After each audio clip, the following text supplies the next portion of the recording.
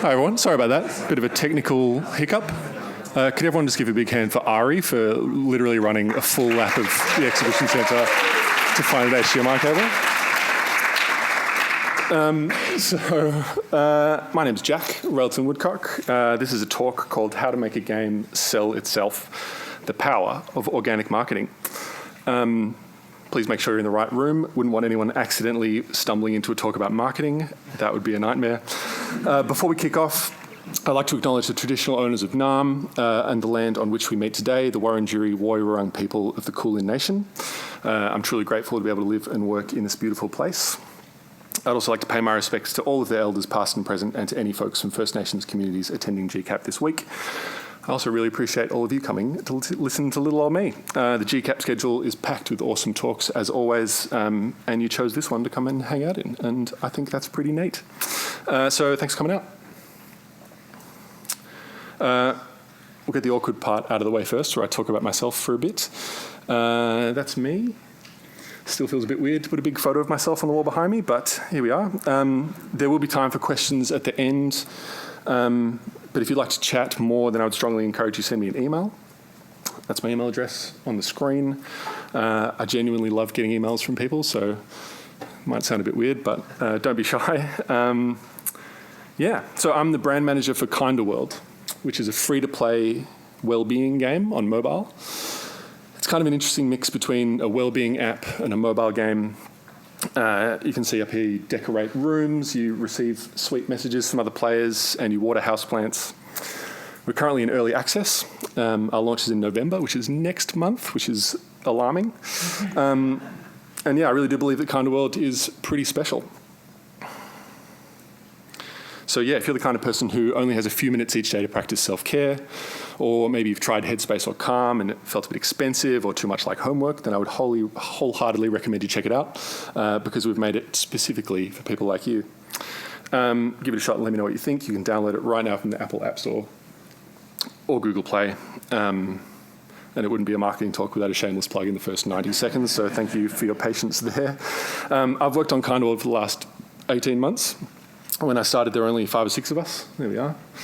And now there's almost 25, I think, spread out all over the world. Some of them even in this very room. We're actually flying the whole team out to Melbourne next week, which is all very exciting. So I'm quite new to the games industry. Before Kinda World, I was the creative director of a small advertising agency in Melbourne called 10 Feet Tall. Before you ask, it was named that before I got there. Over about a decade in the advertising industry, I've created a bunch of marketing campaigns for a bunch of clients, including a few household names, but the work I've always been most proud of is for the clients that make a real positive impact on the world, which can be a rarity these days. So people like Spinal Life, the Responsible Gambling Foundation, Scope Disability Services, University of Melbourne, just to name a few. We also persuaded Freddo Frog to change his packaging to endangered frogs from Australia and New Zealand and raise $2 million for frog conservation, which we felt pretty good about. I would also count Kinda World among the brands that I've worked on that make a positive impact on the world. I really do believe it's a game that people should play because it'll improve their lives. And when it comes to marketing, it honestly makes the job so much easier when you really do believe in the product that you're selling. My role on Kinda World is the brand manager, which in a small team means I do wear a lot of things, do a lot of things, wear a lot of hats, but one of my main focuses is on organic marketing, which is what we're here to talk about for the next 40 minutes or so. What is it? Why is it important? Should you do it? This year's GCAP theme is empowerment. So I'm hoping this talk can empower everyone in this room to think about their projects through this lens of organic marketing. I know that not every dev is lucky enough to have a marketing department, especially small studios and early stage devs. So I'm hoping to not just tell you how great organic marketing is and why you should be doing it, but also demystify the dark arts a little bit. And I'll be giving you all some actionable steps to take away and hopefully use on the projects you're working on. I'm also going to plug Kinda World a few more times while I've got a live mic in a room full of people. So I'm going to be telling you pretty much everything I know about organic marketing, condensed into a short prezzo, and hopefully how it has the power to make your game sell itself. On that note, I do want to address the title of my talk briefly. It's kind of based on this sentiment that I've heard from a few game devs here and there. And I actually think it's kind of a dangerous myth. And it's this. If you make a game that's good enough, it will sell itself. No one in this room would believe that, obviously, but you might know someone who does. It's definitely a sentiment that I've heard kind of floating around a bit. So yeah, sorry to be the one to break it to you, but a good game does not sell itself. And truthfully, it makes me very sad because I wish that were the case. I love games. I wish the best ones always were bestsellers, but the truth is so many games come out all the time that you just need something to break through. Otherwise, no one will play it. So, yes, sadly, good games do not sell themselves, not without some good organic marketing. So what the heck am I talking about? What is organic marketing? You also notice I found some really good stock images while I was working on this presentation. We're actually going to go to the start by taking a look at the marketing funnel. This is kind of marketing 101 vibes, so you might have seen something like this before, but I thought it might be a good starting point. So players enter the top of the funnel. I don't know if you can see that, when they become aware of you. Maybe they see a piece of social content, an ad, something like that. Then maybe they read about you in an article. They make their way down through the funnel as they become interested in your game. They desire your game. And then when they hit the action step, that's when they actually make a purchase. That's like the good stuff. After that is when they become loyal and ultimately advocates for your game, which is the dream. But we'll talk about that a bit later. Just as a side note, this always struck me as a really weird way to talk about humans circling down a funnel, but here we are. When you look at all the players entering the funnel, they're usually coming from a bunch of different places. They can actually enter it at different levels too. So for example, if someone is looking for a game on the App Store, they see your page and download it immediately, then you're actually skipping pretty much the whole funnel, straight to the action stage where they make the download. This can be good. We do love a download. For premium games, a purchase is even better. But the problem is that these people might not be very high quality, which sounds rude. But what I mean is that they're probably not going to be super invested in what your game has to offer. And if you're a free game like Kinda World is, they might open it once and then never think about it ever again. So generally speaking, the majority of your incoming players will be coming from either your organic marketing or your paid marketing efforts. Before we talk a bit about organic marketing, I think it'd be helpful to talk about paid marketing a bit, which is kind of the other side of the coin. And paid marketing is very powerful for a few big reasons. It's really useful to make sure your message gets seen by as many people as possible. Think about buying a TV ad in the AFL Grand Final. It's a great way to get your message heard by millions of people at once. The best thing about it, in my opinion, is it can do really precise targeting. So if you do know who your target audience is, you can pretty much guarantee that they will see your ads. If you're making a game for men in their mid-30s who like first-person shooters, then paid marketing is a great way to fill the funnel with people like me. The other big strength of paid marketing is that it's very immediate. You can kick off an ad campaign and then know for sure that it's being seen by lots of people like then and there. This makes it really valuable for us at Kinda World when we want to try new features on a controlled audience. We can do a paid campaign, recruit 1,000 players to try out this new thing and tell us what they think about it. Paid marketing is great, but as the name suggests, it can get quite expensive. The more precise targeting you need, or the bigger the audience, the more expensive it gets. This is especially true in highly competitive industries like ours. It's also especially true at highly competitive times of the year. You probably don't want to launch a game over Christmas unless you have a AAA marketing budget. It's part of the reason Kinda World's launching in November, because launching a game in December just gets way too expensive. To be honest, I'm not even close to an expert when it comes to paid marketing. There's a real science to it. You've got to know your way around a spreadsheet. At Kinda World, we're lucky enough to have a growth manager, Julia, who's just a weapon. But if you don't have Julia in your team and you're not doing any paid marketing at all, then all of your marketing is going to be organic, which I love. And you've come to the right talk. So what is organic marketing? If paid marketing is a science, then organic marketing is more of an art. It's things like social media content, SEO, email marketing, PR, events, community building, word of mouth, even doing a talk and telling a room full of people to download your game.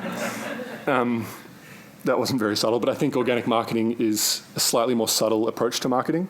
It's often less about shouting your message from the rooftops and more about having a meaningful conversation with your players. You might educate them about what you're working on and why it's so great. You might entertain them and just be a welcome distraction from the stresses of everyday life. But whatever you do, the most important thing to remember is that it's all about building that relationship with your players. The big pro is that it's a lot cheaper than paid marketing. The main costs when it comes to organic marketing are usually around production, so making the content rather than paying for expensive media placements. And a lot of great organic marketing content doesn't actually cost anything at all, which means anyone can do it. It also attracts high-quality players. So I do believe that there's a tremendous value in creating meaningful relationships with your players rather than transactional ones.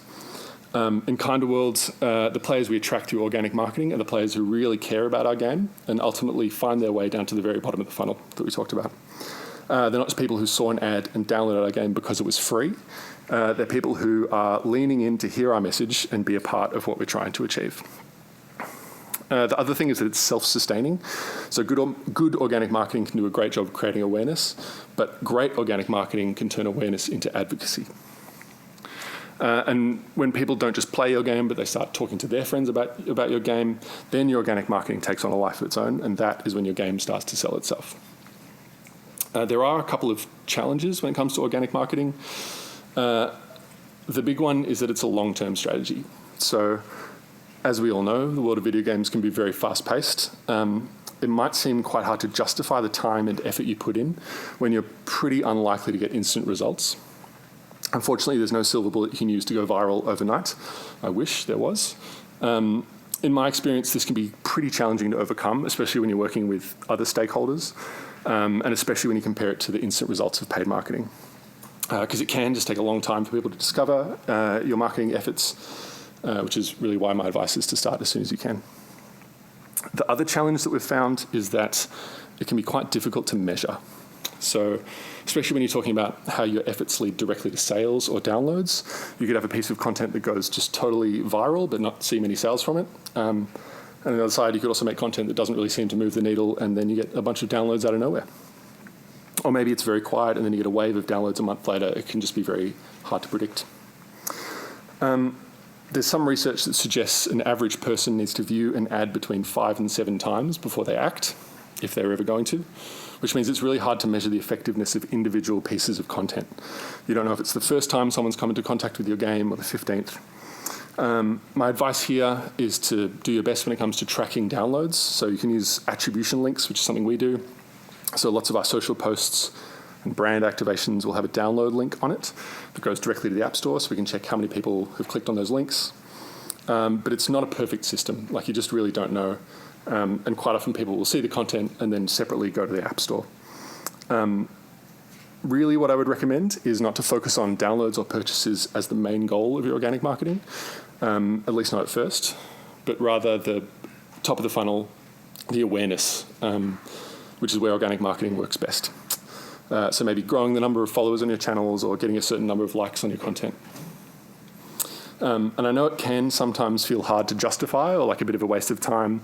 Like, why worry about getting likes on an Instagram post when you should be worrying about wish lists on Steam or people buying your game? But I think the Kinda World community is a great example of why it's important. So here are some comments I found really quickly on our socials the other day. Over the last 2 years, the Kinda World community has grown a lot. But the thing that makes me the most excited about it is just how strongly they all seem to feel about Kinda World. These are high-quality players. They're not just players, they're loyal, passionate fans. The person in the top left who says, I suggest this app to literally all of my friends and my therapist. I look forward to it every day. They're literally doing my job for me, which is as good as it gets, really. Here's a diagram I pulled together to illustrate another good thing about organic marketing, is that good organic marketing makes your paid marketing even better, and vice versa. So organic can lower the customer acquisition costs of your paid, can inform your keyword strategy, and it can make your remarketing even more effective. We like to think of organic marketing as the fuel for the paid marketing fire. I think Reddit is a great example of a place where organic marketing makes paid marketing go further.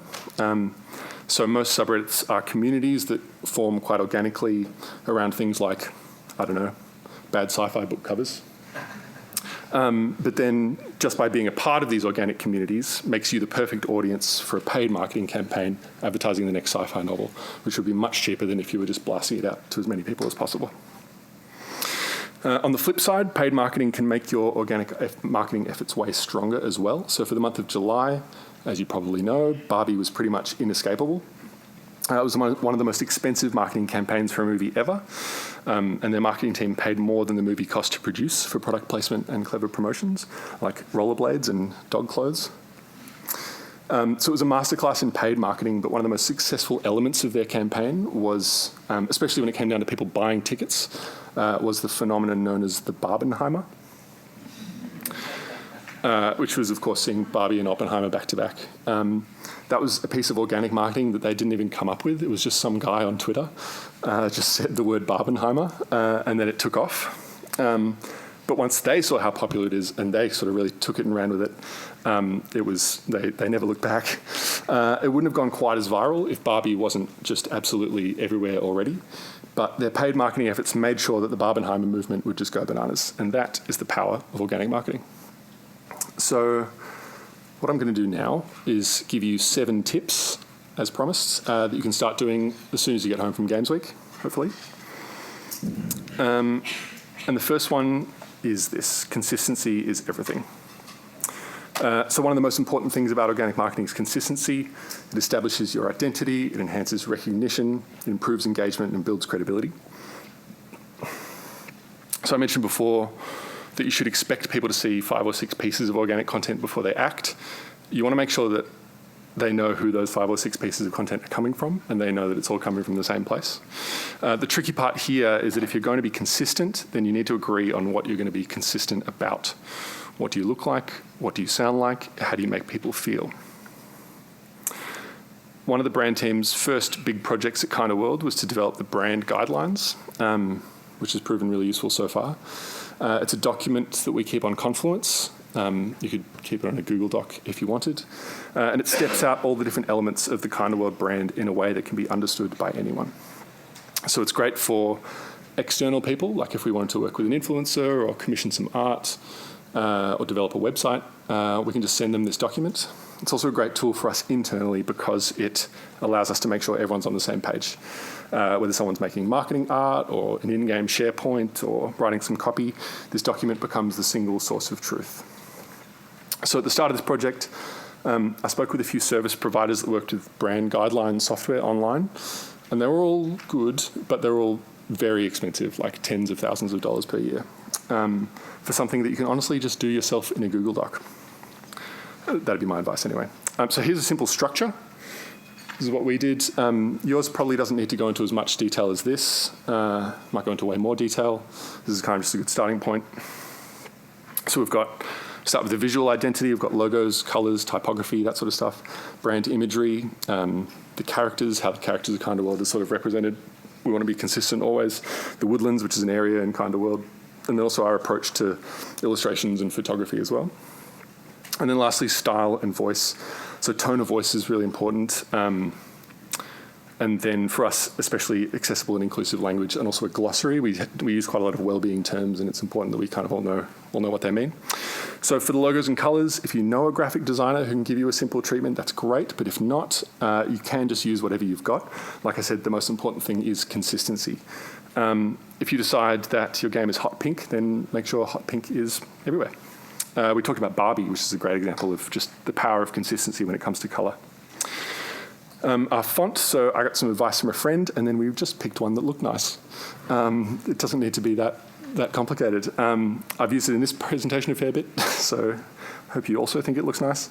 And then tone of voice is a tricky one, but it is good to think about. Maybe you're a funny game, maybe you're a serious game, maybe you don't take yourself very seriously at all. Yeah, like I said, the purpose of this stuff is to make sure that every time someone interacts with some of your content, they know it's from you. And as I said, it's deceptively simple because before you can be consistent about how you talk about your game, then you need to agree on all of these things before you even get started. Like you want to make sure you pick the colors that players really like. So part of this discovery process around who you are and what you stand for is tip 2, which is get to know your players. So I showed you some of the comments before, but we're actually very lucky to have such a passionate player base who just love giving us feedback. We listen to everyone. We don't necessarily act on all of their wild suggestions, but we do use their notes to kind of improve all aspects of our game. We have an in-game survey running at all times, which looks a bit like this. It's probably 10 questions long or so. We ask people how long they've been playing. We ask how they'd feel if they could no longer use Kinda World, which is a great question to figure out the product market fit. Things like how did they discover us? And then also we kind of just, if we have any questions that come to mind, we just kind of slip it in here to get a bit of a sense of who the players are and what they like. We also run surveys similar to this pretty regularly through our social media, usually about a specific feature or something we're working on. We'll run them for a couple of weeks and promote them on our social channels, and then crunch the data we get and write up a report and share it with the wider team. We're pretty much constantly doing things like this, asking players what they think, getting feedback, and using that to improve the game. We also sometimes find it's more useful to ask people who aren't Kinda World players, so just random people on the internet. I would highly recommend PickFu and Polefish are two services that you should check out. Again, it's not super cheap. A survey can cost maybe a couple of $100, but you can get some really good information from it. For example, we might ask 100 female students in the US what stresses them out the most, which can inform our product messaging. We might also ask what kind of content they enjoy, which would inform our content strategy. And lastly, we pretty regularly speak face-to-face with our players, usually through Zoom or Google. We've done some text-based interviews recently because it can take a bit longer, but we think it's important to speak with people who might not be comfortable jumping on a video call with a random marketing weirdo on the other side of the world, which is fair enough. One of the most valuable types of interviews we've done is called a job to be done interview, which is a whole thing that I could probably talk about for an hour on its own, but it's essentially a really interesting way to learn about the role that your game plays in the lives of its users. So it's probably pretty specific to Kinda World because we're a mobile game and we've designed it to specifically be played for a couple of minutes each day. The reason we did it is we kind of wanted to understand what people were doing during those couple of minutes, like where they were in their house, like what were they doing at the time. I've probably spoken with about 100 Kinda World players about how Kinda World fits into their lives. Turns out a lot of people play on the toilet. Don't really know what to do with that info yet, but it's good to know. I spoke with a guy who set the Kinda World plant watering notification to max volume and would use it as an alarm clock to wake up in the morning, which is just dedication that I love. So a while ago, we also found out that a lot of our players were students using Kinda World to unwind in the breaks between classes. So we took that info and started thinking about an organic marketing campaign that would help those people in particular. Which brings us to tip number 3, get experimental. So in my opinion, the best, most effective ads are the ones that don't look like ads at all. They're interesting, sometimes useful things that help you build that relationship with your players, rather than just a big buy now button. So as I said, we were kind of thinking about a Kinda World activation that would help out stressed out students, and we ended up doing this, which was a Kinda World lo-fi mixtape. It's actually great. I would highly recommend you give it a listen. I actually had it on the background the whole time I was doing this talk, so shout out to Fern's Fireside. I think it's on YouTube and Spotify and Apple Music as well. We also did this last Valentine's Day, which was probably one of our more unhinged moments in the marketing department. It was a dating sim where the houseplants of Kinda World became hot humans that you could date. It was very outside the box. But what we discovered was that this was actually a big hit with streamers. So Kinda World, being a mobile game that you could only play for a couple of minutes at a time, meant that it was pretty awkward for streamers to cover, even if they kind of loved the product and kind of loved what we were all about. But a web-based dating sim was a big hit. It turns out a lot of people are thirsty for houseplants. So again, going back to one of the weaknesses of organic marketing is that it can be really hard to track the impact of doing weird experimental things like this. And this is actually a great example of that because the dating sim got played a lot and we knew people were talking about it a fair bit, but we didn't really see a lift in our downloads at all. It wasn't until a couple of months later that we had kind of pretty much stopped promoting on our socials altogether. And then out of nowhere, the downloads from Take Me or Leave Me really picked up and it became quite successful. My advice here when we're talking about getting experimental It's just to make sure you take the time to look back at the things you've done. I think especially in marketing, there's a lot of great ideas. Like there's so many ideas that you could be doing. It's really tempting to kind of jump onto the next one. But sometimes you just have to stop and look back and learn from what you just did.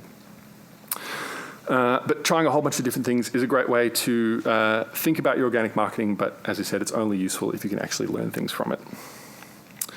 So tip number 4 is get good at social media, or get someone who's good at social media. So as you're probably aware, social media in 2023 is just a hellscape. You've got to navigate the algorithms being unpredictable. The names of the platforms are changing. There are more dickheads on the internet than ever, it seems. If you're going to do well on the socials, then it helps to have someone who knows what they're doing. So again, we're very lucky at Kinda World. Lauren, who's our co-founder and CEO, is a TikTok legend. She's there in that post in the middle left, with just a cool 2.6 million views as of whenever I took the screenshot. You can pretty much trace the success of Kinda World back to some of Lauren's posts on TikTok in the early days. A huge part of our success is due to her organic marketing efforts on TikTok, and the content, really just going viral. Well before I joined, so I can't take any credit for it, but it's a really good example of how the power of organic marketing and how if you start early, it can really have a huge impact. We've also hired people who are really good at social media, so both Amanda and Emily, who are up on there, are successful cozy game content creators in their own right. They know social media like the back of their hand. I do feel like I'm bragging a bit now because I know not everyone has a Lauren and an Amanda and an Emily, but I do want to share a couple of content pillars which can be a great starting point for any game dev that they can use on their socials. So the first one is behind the scenes content. So you can see here we've got Emily talking about what it's like to be a woman in game dev, Amanda talking about our inclusive workplace, and Lauren talking about the best and worst parts of making games. This is where you show the real people working on your game. Talk honestly about the good things, the bad things, and everything in between. I think making a game is really interesting to lots of people, and so are the people who make games. Like as far as jobs go, this is a pretty cool one. So share your enthusiasm with your audience. The other thing is nobody cares more about the game you're making than you do, so it's cool to be excited about it. You might do an interview with someone in your team, you might do cute photos of the office cat, sneak peek at design docs and philosophies, and of course the big one is art. People love art so much. Some of the best content that's out there is just devs being devs, so giving people a little behind the scenes sneak peek is a great foundation for social content. The other big pillar that we use is world building content. So using a social media platform to give people a way to experience the game you're making before they play it. This one, again, really depends on the kind of game you're making, but it might look like this, little relatable moments with your characters or little looks at in-game features you're working on. You could do some longer form content talking about the game world or the narrative. Think about what a tweet from one of your characters might say, or share the music they've been listening to. Anything can work here as long as it's kind of showing off the world that you spend so much time building. The last bit of advice I want to give on social media is that quantity is just as important as quality. As we said, the algorithms are shifting. There's no real way to second guess what's going to do well. You can spend a bunch of money on slick, highly produced content, but if you catch the algorithm on a bad day, then nobody will see it. I've just gone back to this page to show how up and down things can be.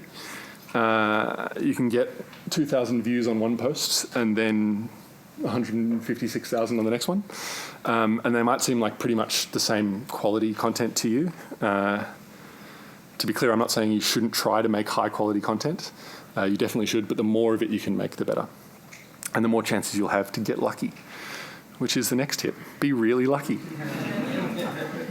It's kind of a cop-out tip, I know, but I promise there's a useful lesson. I was thinking about how important luck is when it comes to marketing. So the zeitgeist is unpredictable. Sometimes you really do just have to be in the right place at the right time. There's loads of examples of this, but one recent one that comes to mind is Diablo. They would have spent $1 bajillion on their marketing, but one of the most viral moments of the campaign came from this one. They couldn't have known that their billboards would have been up in the middle of a wildfire that was outside New York City, but they certainly benefited from it. I think one of the luckiest games I can think of is Animal Crossing New Horizons, which legendary moment in cozy gaming. It's a great game. It would have done well no matter what, but the fact that it came out at the exact moment the entire world got plunged into a lockdown just sent it into the stratosphere. Now, obviously, you can't just go home after this talk and be lucky. That's not very actionable. But this is where some of the other tips come into play, especially this idea that quantity is just as important as quality and that consistency is key. So there's an old golf quote which says, the harder I work, the luckier I get. I really think that's true, not just in golf, but in marketing and other parts of life probably. I'm just bringing this slide up again, as we talked about, to show that if we'd kind of given up after a couple of underperforming posts, then we never would have gotten to the ones that did really well. So if you work hard at it, you're bound to get lucky sooner or later. I think so, at least. So tip number 6, product is marketing. So this is something we talk about quite a bit at Kinda World. We say product is marketing, marketing is product. As much as we all have different roles on paper, and to be honest, sometimes it feels like we speak a completely different language to the engineers, marketing is something that can really work well if it's always in the back of everyone's mind, from coders to artists to writers. So what I'm talking about is product-led growth, which is a strategy where your user acquisition, expansion, conversion, and retention are driven by the product itself rather than marketing campaigns. So, to go back to the title of this talk, if there is one way to truly get your game to sell itself, then this is it. Obviously, it's going to look wildly different depending on what kind of game you're making. But one of the simplest examples of product-led growth is just to make sure you have links to your social accounts in your game. This is a game I've been playing. It's very good. I would recommend it. Shadow Gambit, The Cursed Crew. But what I noticed when I was playing is they had this little pop-up, this little thank you pop-up in the corner. And when you click on it, firstly, it gives you some behind-the-scenes content, so big tick there. It also shares a link to their Discord. And it's all happening inside the game, which is great. I would probably recommend they link to their socials earlier. You want to have the links on the home screen. But I just thought this was quite a good example. Another game, or another thing that you can do is think about the share points within your game. So in Kinda World, we've got SharePoints pretty much everywhere we can have them. Here's an example of a button we put next to a kind wish, which is a sweet message you receive from a stranger. So we've found that lots of players will share these messages with their friends, particularly if it's very relatable to their circumstances. Another game that has great SharePoints is Gubbins, a mobile game that's in early access, I think, which is very good. And really the best thing you can do for product-led growth is to make a game feature or mechanic inherently shareable. And I know not everyone can do this because it really depends on the kind of game you're making. But if you can start thinking about it early on, then I think this is about as good as it gets. We've got a friendship garden feature in Kinda World where players can kind of invite their friends to join their cute garden. That's my friendship code if you want to be my friend. I'd love that. And that brings me to the final tip of the talk, which is to never give up. So we talked about it before, but organic marketing is a long-term strategy. When it's going well, the numbers are going up, everyone's high-fiving, having a good time. But when you're stuck in a rut and nothing is really performing well, it can be very demoralizing. It can be really hard to want to keep just making content. The only thing you can do is trust the process, focus on your consistency, quantity, quality, and keep trying new things. Because it can take a while to find your audience and build momentum. It can also take a while to find your rhythm. I know lots of devs don't have full-time social folks on the team, so you kind of have to fit this in around all your other work. Start as early as you can. Give yourself time to experiment, fail a few times, and find your rhythm. Because you might not see results for ages until you make one piece of content that finds the right audience in the right place at the right time, and then everyone will say, wow, you're so lucky you did it. That's pretty much my talk. I don't know if I've quite lived up to the promise of telling you how to make your game sell itself, but here it is all on one slide for you. Consistency is everything. Get to know your players, get experimental, get good at social media, or get someone who's good at social media. Remember that product is marketing, be really lucky, and never ever give up. Thanks.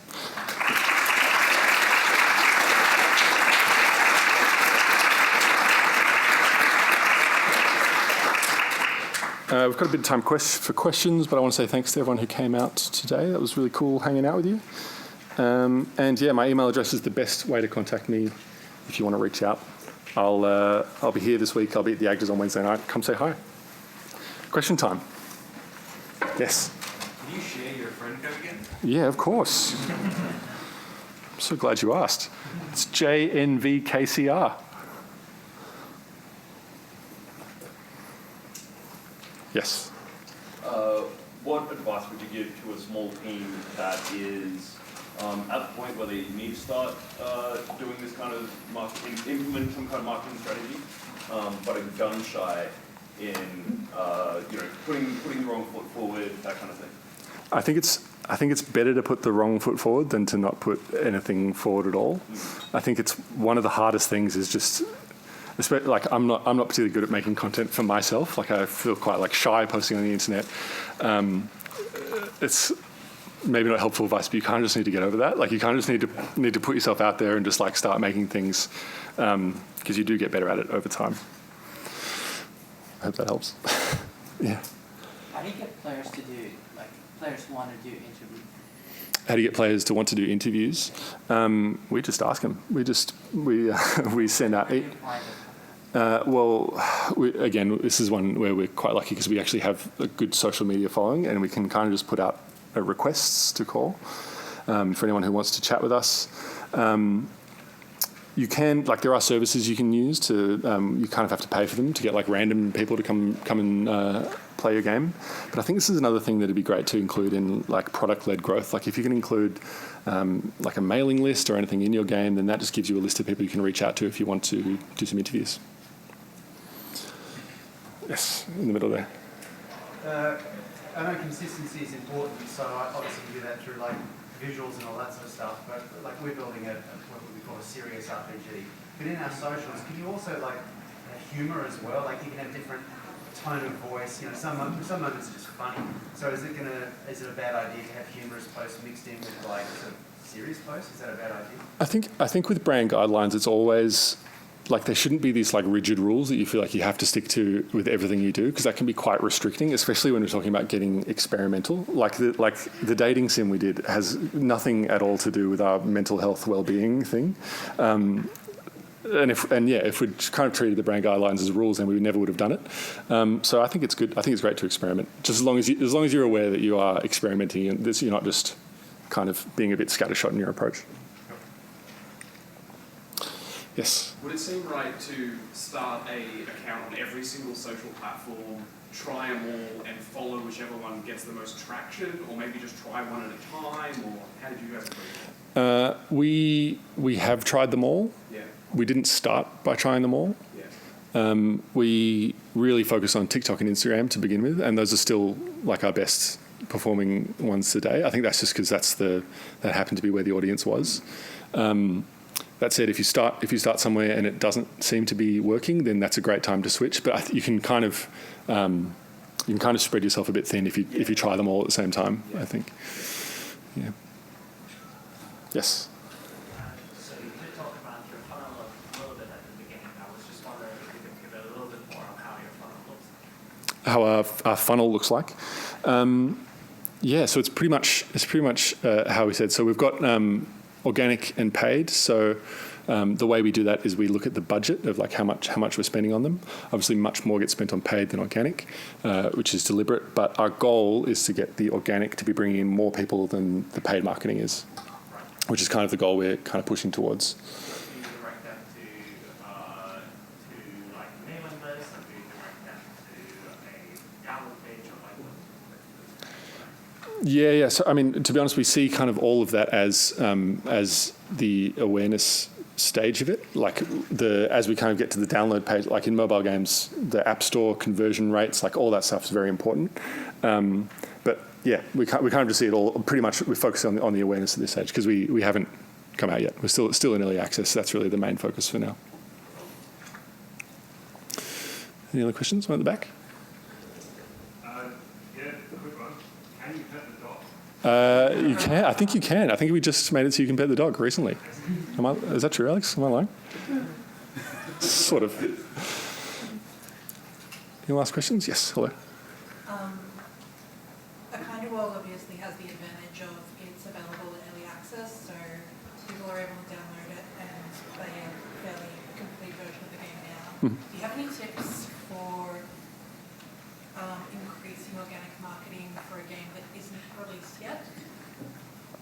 Yeah, that is a tricky one. It's a little bit more challenging. Yeah, for sure. I think we kind of talked about organic market, like this world building content, like giving players a way to experience what the game is like, even if they can't play it yet.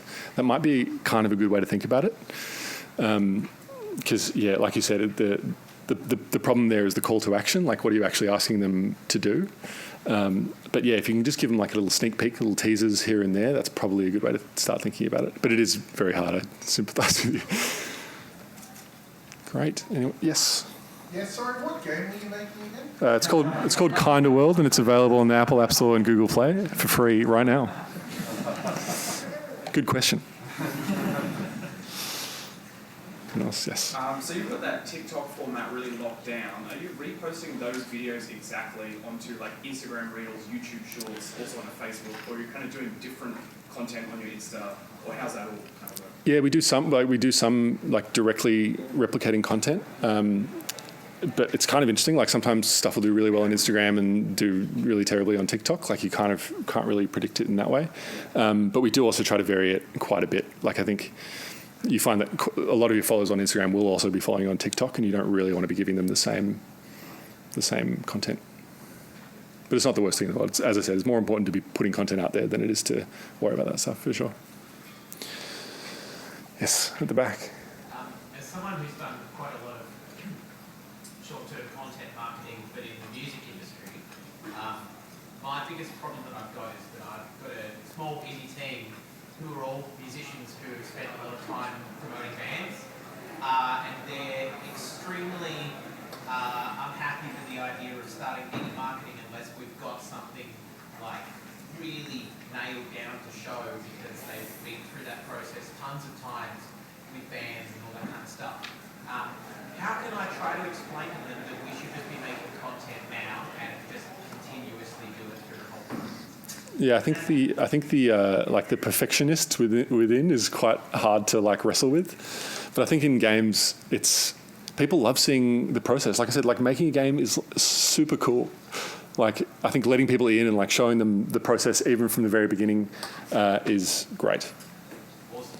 Good. I'm getting the wrap up signal from the back from my man. Does anyone have any last questions? If not, I'll be around. You can chat. Yes, quick one.